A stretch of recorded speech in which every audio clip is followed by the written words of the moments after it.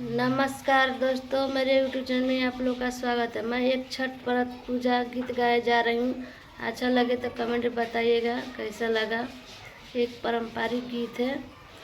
के कारा बड़े बड़े आखिया के कर लामी लामी के कर लामी लामी के कर पिया पर देसवा के कर जोएली बाट के कर मनवा उदास।